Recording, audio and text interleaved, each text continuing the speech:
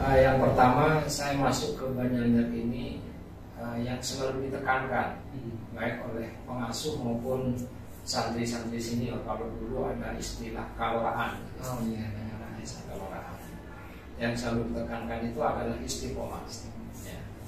Jadi istiqomah. Pada waktu itu saya masuk ke pondok pesantren ini masih sangat muda, sekitar umur 11 tahun.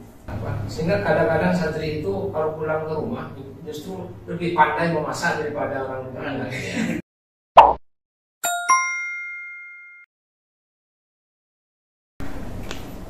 Assalamualaikum warahmatullahi wabarakatuh. Iwan akhwat dimanapun anda berada, alhamdulillahirrahmanirrahim, hamdan katsiran wa ba'du. Kali pertama Banyanyer Media Team menyelenggarakan program bersama saya Ahmad Imron, yang dalam hal ini didampingi oleh Ketua Umum Pengurus Lembaga Pendidikan Islam Darul Ulum Pondok Pesantren Banyanyer, Yang Mulia Al-Ustaz Khalil Asari.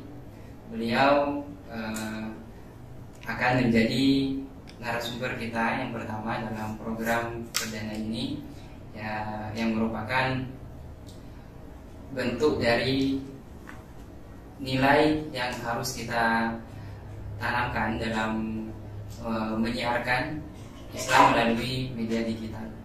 Baik, ikhwan akhwat dimanapun anda berada, sebelum saya langsung mempertanyakan tentang apa dan bagaimana pesantren di Banyanyer ini berkembang dan seterusnya, beliau masuk sekitar tahun 75, Ustaz, ya, 75.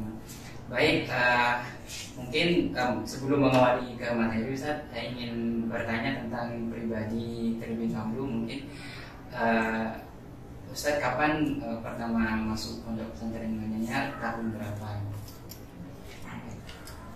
Assalamualaikum warahmatullahi wabarakatuh. Pada saat ini saya pribadi seperti apa yang disebutkan tadi sebagai santri yang ada yang paling senior. Ya, tapi kalau mengajar kepada yang lebih awal, ya, karena saya masuk di pondok pesantren ini pada tahun 1975. Waktu itu pengasuhnya adalah almarhum Kiai Abdul Bakir. Jadi beliau adalah pengasuh yang ketiga di pondok pesantren ini.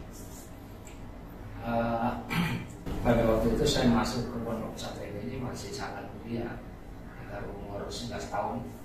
Masih 11 tahun, ya. Jadi mungkin santri yang paling muda mungkin, karena santri itu kan sudah banyak yang sudah dewasa. Kemudian saya kurang lebih 5 tahun, beliau almarhum Bakir wafat awal tahun 80, yang langsung dilanjutkan oleh almarhum Kiai Muhammad Syekh. Baik, mungkin ini kan sekarang masih masa-masa penerimaan santri baru, ya, Ustaz. Mungkin ada motivasi buat santri baru yang mau mondok di Banyanyer, dan bagaimana perbedaan pertama kali mondok di sini dengan santri baru yang sekarang. Jadi motivasinya mungkin biar betah nanti di sini gimana? Kalau tujuan dasar daripada orang mondok itu di mana saja sama, sama-sama ingin menuntut ilmu. Di pondok pesantren yang mana saja pasti semuanya tujuannya sama. Yang perbedaannya mungkin sistem, kemudian peraturan, dan mekanisme yang dijalankan. Kalau di Banyanyer ini, yang pertama saya masuk ke Banyanyer ini yang selalu ditekankan baik oleh pengasuh maupun santri-santri senior. Kalau dulu ada istilah kaloraan, desa kaloraan. Yang selalu ditekankan itu adalah istiqomah. Ya. Jadi istiqomah, terutama istiqomahnya sholat malam, sholat di samping wajib, sudah memang harus gitu ya. Sudah amanah. Itu yang selalu ditekankan. Bahkan perhatian almarhum Bakir kepada orang santri yang istiqomah itu luar biasa. Kemudian kalau untuk mengaji penekannya Al-Quran, ya, Al-Quran, mengaji Al-Quran, kemudian ke kesarian, ya, itu yang kedua kitab. Kalau kitab itu ada keahlian. Kalau yang ahli fikih ya fikih, biasa fikihnya. Yang ahli nahu, tauhid. Itu kalau santri yang dulu. Kemudian setiap santri pasti punya tasbih kalau dulu. Pasti punya tasbih. Tasbih itu nggak pernah lepas. Dibawa mulai pagi, pokoknya bangun jalan bawa tasbih. Jadi intinya pasti kalau orang pegang tasbih itu kan pasti walaupun hanya satu kali pasti baca sholawat, zikir. Jadi sekarang saya lihat tidak ada. Oh iya. Jadi ini pesan ya buat kita semua ya, para santri yang tahun 2000-an mungkin sampai tahun sekarang ini, agar mengistiqomahkan memegang tasbih untuk berzikir ya. Tapi tidak hanya dipegang ya Ustaz, tapi juga harus dizikir. Kesan Ustaz dulu waktu di Banyuanyar ini pertama kali mondok, kesannya bagaimana? Apa mungkin yang tidak bisa dilupakan itu hal yang sama di pondok masih santri? Ya kesannya dulu kan kalau saya masuk ke Banyuanyar kan belum santri, belum sekolah. Jadi saya masuk bulan Syawal, belum masuk sekolah. Kemudian dulu hari raya Idul Kurban itu masih ada pulangan dulu. Pulangan Idul Kurban kembali baru ada anjuran masuk sekolah. Oh iya, anjuran masuk sekolah belum ditentukan. Belum ya, jadi dites dulu. Ada yang usianya sudah agak tua masih masuk kelas 2, ada yang karena biasanya itu ya kitab-kitab yang kemudian saya waktu itu masuk kelas 2. Ya, saya kelas 2. Di rumah sudah kelas 5 kan. Iya. Tapi tidak ada anjuran wajib. Artinya sekalipun tidak masuk setiap hari nggak ada sanksi, nggak ada apa-apa. Tapi dulu kan santrinya masih sedikit ya. Kesadarannya tinggi. Oh ya. Jadi sekalipun tidak ada aturan yang seperti itu, ketika ada perintah suruh sekolah, mereka semangat sekolah. Oh iya. Kalau diperkirakan dulu santri waktu zamannya Ustaz berapa? Sekitar 500 ya. Dan lumayan sudah lumayan banyaknya. Jadi kita harus bisa mengambil ibrah ya, mengambil pelajaran dari apa yang disampaikan beliau. Memang perjuangan dulu itu sangat besar sekali ya kalau dibandingin dengan zaman sekarang ini. Baik Ustaz, kalau boleh tahu visi dan misi Banyuanyar itu apa? Pondok Pesantren Banyuanyar. Kalau dulu saya masuk ke sini masih belum ada visi misi yang tertulis gitu ya. Tetapi yang selalu disampaikan oleh senior santri, oleh para ustadz dan orang itu adalah bahwa Banyuanyar itu didirikan berdasarkan bina takwa. Itu ya, bina takwa. Jadi artinya apa? Artinya dari istilah itu kemudian dibawa ke visi misi yang sekarang yang sudah disusun. Karena visi misinya adalah bagaimana terciptanya generasi muslim yang akhlakul karimah, yang berakhlak karimah, kemudian juga pengetahuan ilmiah dan beramal amaliyah, gitu ya. Itu visinya. Dari visi itu kemudian di breakdown menjadi misi. Misinya ada 3 di sini. Yang pertama adalah menyelenggarakan kegiatan pendidikan, baik pendidikan formal maupun non formal, pendidikan yang dikelola oleh Muhammadiyah dan juga Pancasila.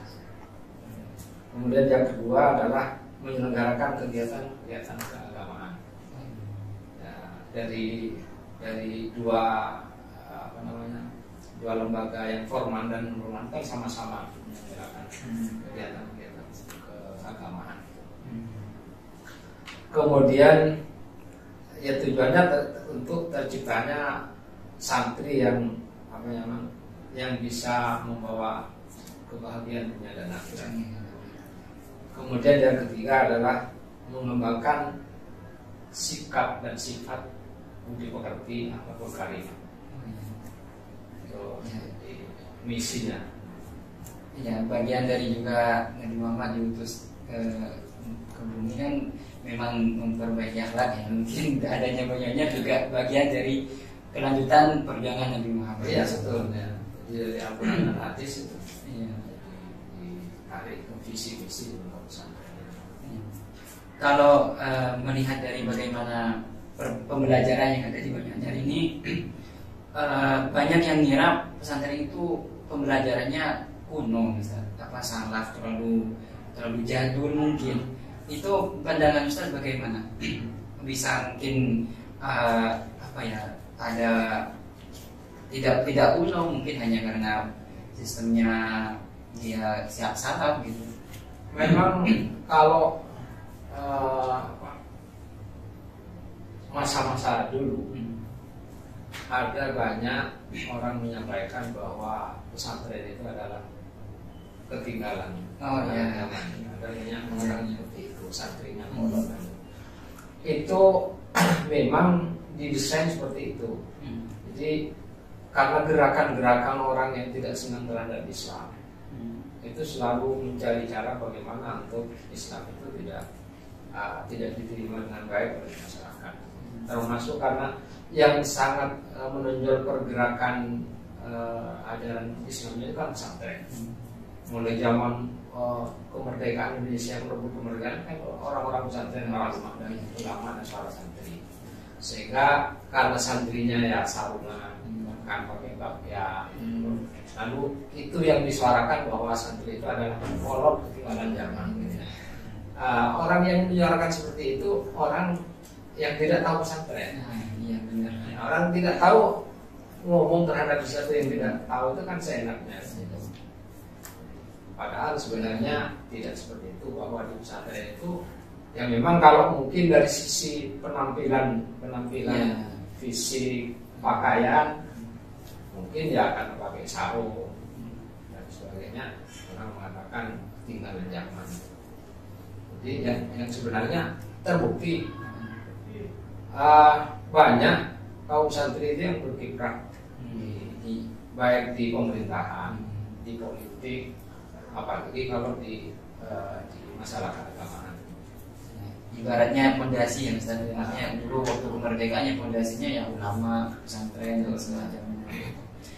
Nah, banyak sekali beredar itu di masyarakat luas tentang Banjar ini mengedepankan barokah gitu. Dari konsep barokah ini seperti apa? Ya sebenarnya kalau barokah itu di mana-mana pasti bisa didapat, cuman tidak bisa diprediksi bagaimana untuk hanya juga bisa diupayakan. Jadi memang di Banjar ada istilah itu barokahnya besar, karena saya tidak tahu secara detail, cuman salah satu pengasuh di pondok pesantren Banjar itu dulu untuk memimpin pesantren ini selama 20 tahun beliau itu bertakarrub kepada Allah. Kalau istilah orang sekarang itu takwa. Yang 20 tahun itu dibagi 4, 5 tahun untuk diri dan keluarga, 5 tahun untuk pesantren, 5 tahun untuk para santrinya, dan seterusnya. Itu munajatnya kepada Allah untuk memimpin pondok pesantren ini. Sehingga mungkin dari itu dikabul oleh Allah, maka banyak orang mengatakan bahwa pesantren ini barokahnya besar. Terbukti memang banyak. Nampak santri kadang-kadang tidak nampak rajin ngaji, tapi tidak melakukan pelanggaran apapun. Tapi ketika terjun di masyarakat, dibutuhkan oleh masyarakat dan bisa. Itu kan barokah. Benar-benar. Terus perbedaan yang secara signifikan tentang pembelajaran di pondok pesantren dengan di luar itu bagaimana menurut Ustaz?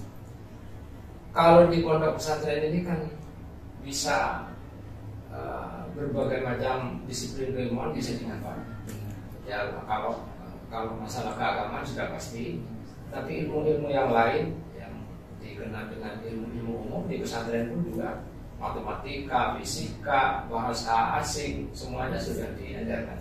Itu tidak bisa didapat di pesantren. Kalau di luar pesantren mungkin kalau pelajaran keagamaan mungkin sangat bisa.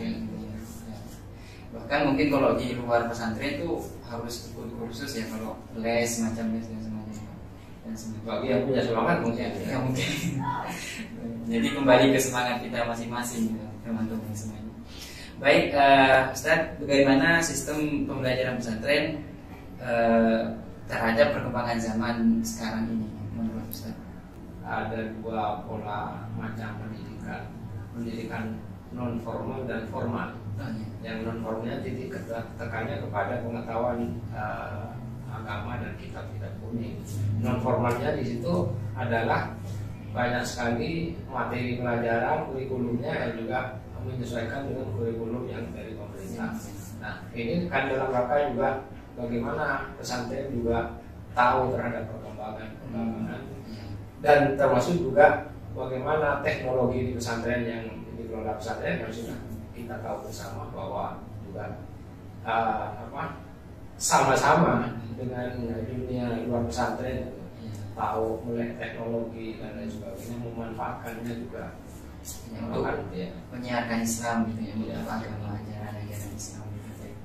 Selama nyantri Ayunan selama nyantri di Banyuanyar ini apa yang mungkin sulit dilupakan ya, seperti pertanyaan awal tadi, yang sulit masih ada sampai sekarang, seakan-akan tempat ini ataupun kejadian ini dulu saya pernah ngalamin, mungkin apa yang tidak bisa dilupakan.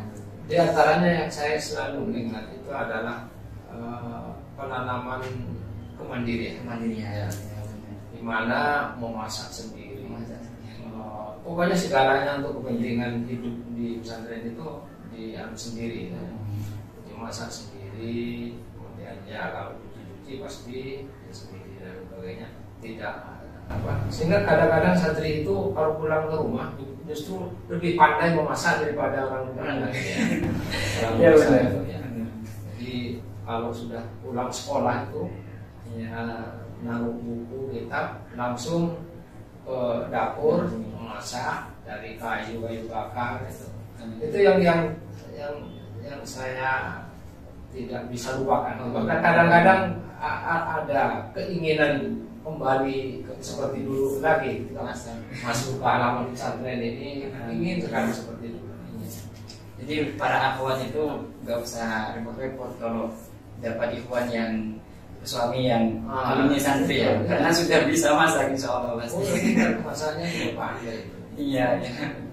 Jadi jangan khawatir nggak tahu masak. Baik Ustaz, mungkin ini pertanyaan terakhir, pesan Ustaz untuk para santri pondok pesantren Banyuanyar bagaimana? Ya tentunya pertama itu harus memulai dari niat awal. Jadi orang tua para santri itu kan memondokkan anaknya itu kan tujuannya semuanya sama, adalah untuk menimba ilmu dan mendapatkan barokah dari para guru dan pesantren. Itu harus selalu menjadi ingatan bagi setiap santri. Kalau itu dijadikan pedoman dan ingatan, maka insya Allah akan lebih hati-hati, akan lebih semangat. Karena ketika misalnya ada pikiran yang nakal misalnya, ingat kepada itu, saya tujuannya begini kan. Jadi dikendalikan oleh tujuan itu, oleh niat itu. Kemudian yang kedua, tidak begitu banyak tempat-tempat atau lembaga-lembaga yang sama dengan pesantren ini tingkat sosialisasi antara santri yang satu dengan yang lain. di lembaga manapun jarang bisa sama dengan ini. Nah itu harus dimanfaatkan oleh para santri. Jadi ada di asrama itu tanpa terasa ada komunikasi yang terus intens setiap hari antara yang satu dengan yang lainnya. Tidak memperhatikan status sosial, ya, dari latar belakang keluarga dan lain sebagainya. Semuanya sama. Itu harus terus baik oleh para ustadz pengakom terus ditanamkan kepada para santri dan santri yang sekali lagi. Kemudian yang ketiga adalah kepatuhan. Kepatuhan terhadap aturan itu sangat penting. Walaupun kadang-kadang tidak sama, tidak sesuai dengan keinginan, tetapi ketika masuk ke dalam satu tempat yang ada peraturannya, walaupun keinginannya tidak cocok dengan aturan, maka harus dipaksakan mematuhi itu. Karena itu sumber barokah. Sumber barokah di situ. Baik. Jadi alhamdulillah Iwan Akhwat dimanapun Anda berada, barusan secara eksklusif saya sudah bersama Ketua Umum Pengurus Lembaga Pendidikan Islam Darul Ulum Pondok Pesantren Banyuanyar. Dari apa yang disampaikan beliau adalah bagian dari untuk menumbuhkan semangat kita sebagai santri, baik itu yang sedang aktif di Banyuanyar maupun yang sudah lulus ya di Pondok Pesantren Banyuanyar ini, harus tetap mempertahankan nilai-nilai kesantriannya yang merupakan yang meliputi keislaman, kepesantrenan, juga keilmuan, dan semuanya harus tetap ditanamkan. Mungkin itu saja yang dapat disampaikan Ustaz. Terima kasih atas waktunya. Wabillahi taufiq wal hidayah. Wassalamualaikum warahmatullahi wabarakatuh.